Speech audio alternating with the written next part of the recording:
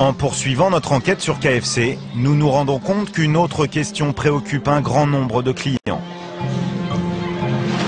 Lorsqu'on tape KFC sur Internet, on tombe sur des dizaines de sites et de forums qui posent tous la même question. KFC est-il halal? Son poulet est-il abattu selon le rituel musulman? Sur le site internet de la société, aucune référence n'est faite au halal. Même sur la page intitulée « KFC répond à vos questions », pas une ligne sur le sujet. La chaîne ne fait pas du halal un argument publicitaire. Il n'empêche, de nombreux clients musulmans viennent consommer ici du poulet parce qu'il est halal. Pardon madame, c'est halal ici? Comment? C'est halal? La viande est halal? Merci. Nous demandons confirmation à la vendeuse qui ne semble pas surprise. Bonjour madame. Mademoiselle, pardon. Je vais vous demander, c'est bien halal? Oui, on a le certificat. Ouais, je vais vous prendre un menu variété, mais j'aimerais bien avoir le certificat aussi, parce que mon frère, il a émis un doute. KFC certifie donc à ses clients que son poulet est halal en présentant différentes attestations. Nous nous sommes procuré l'un des certificats présentés aux clients dans les restaurants. Le document atteste que ces poulets sont produits suivant le rite islamique halal par la société Dou, le premier producteur de volaille en Europe. Quel est donc ce rituel islamique halal, utilisé par Dou pour sa volaille? Nous souhaitons visiter l'usine où sont abattus les poulets pour KFC. Hélas, Dou n'ouvre que très rarement son usine aux médias. Ces images datent de plus de 15 ans. Nous avons tenté de joindre la direction par téléphone pendant plusieurs semaines. Sans succès, pour seule réponse, cet email. Pour des questions de sécurité et d'hygiène, toute visite au sein de nos sites est impossible en dehors des services de l'État et de certains de nos clients. Le responsable de la communication ajoute: vos informations mettant en doute le caractère halal de nos volailles sont erronées. Comment expliquer alors toutes ces rumeurs de tromperie sur Internet? Pour savoir quelles méthodes les abattoirs doivent employer pour que leur viande mérite l'appellation halal, nous nous rendons dans une usine de la Drôme. Kamel Kaptan nous accompagne, il est le recteur de la Grande Mosquée de Lyon, l'une des 3 mosquées qui fait autorité en France sur la certification halal.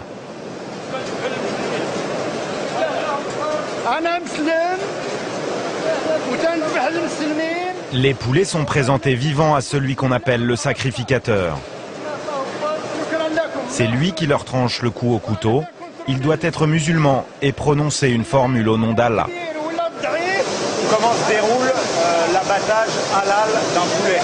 L'abattage rituel tel qu'il se pratique, tel qu'il doit se pratiquer dans un abattoir, c'est de cette façon-ci. Le rituel, c'est un acte de foi. Il fait partie de la foi musulmane, le fait d'égorger. On égorge au nom d'Allah. C'est un acte humain et ce n'est pas un acte mécanique. Les 2 autres grandes mosquées contactées, celles de Paris et d'Évry, nous fournissent exactement la même définition du halal. L'abattoir Dou respecte-t-il scrupuleusement ce rituel? Pour le savoir, nous contactons une employée de l'abattoir où sont produits les poulets destinés à KFC. Vous pouvez m'expliquer précisément comment ils sont tués? Ils sont tous tués là à la chaîne, donc ils sont pas saignés manuellement avec une vrille qui prend le cou du poulet et la vrille sectionne le cou du poulet. C'est pas quelqu'un avec un couteau qui leur tranche la gorge? Le poulet KFC, il est pris de la même façon que tous les autres poulets qu'on a. Alors, nous, on fait, combien on fait 380 000 poulets à l'heure actuelle par jour, sont traités exactement de la même façon que les autres. Bonjour, je suis bien au service consommateur? Oui, tout à fait. Je voulais... Même le service client de la marque n'en fait pas mystère. Oui, tout à fait. Tous nos poulets sont abattus selon le rite halal. Il y a toujours la présence de sacrificateurs musulmans en fait dans l'usine.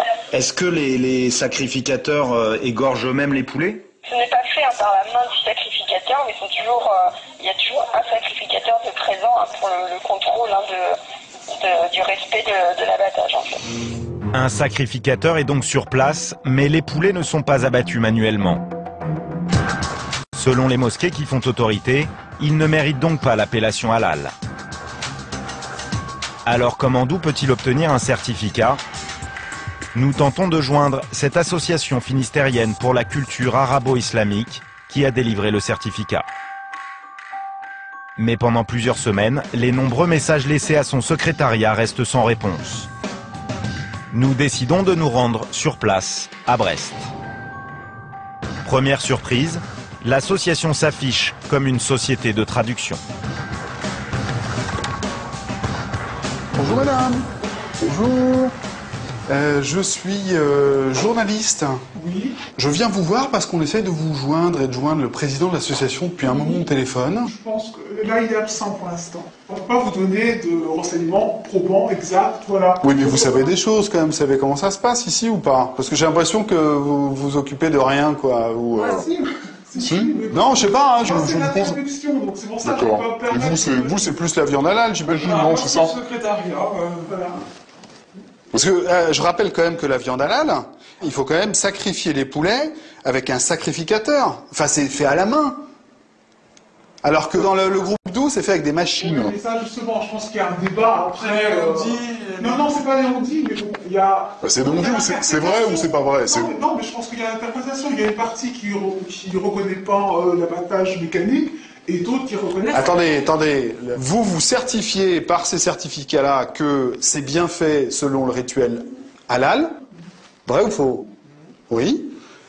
Donc nous, on essaye de comprendre qui dit vrai et qui dit faux.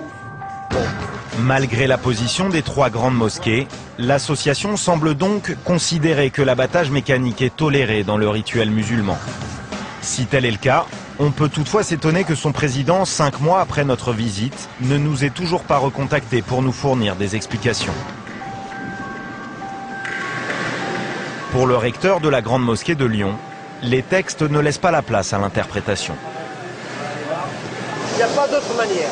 Qu'on le veuille ou pas, il n'y a pas d'autre manière.